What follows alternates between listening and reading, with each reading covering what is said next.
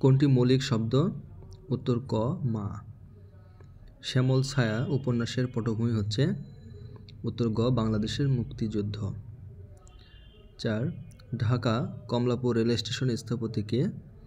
উত্তর গ Bob Luis.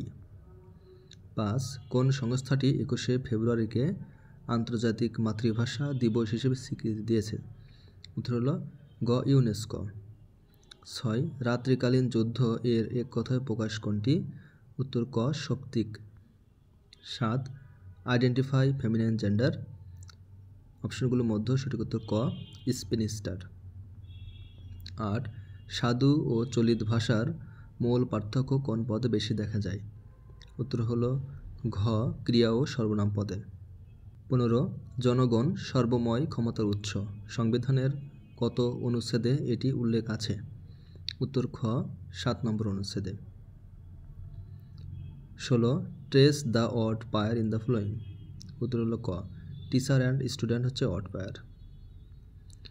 17 syntax means. উত্তর হলো গ সেন্টেন্স বিল্ডিং।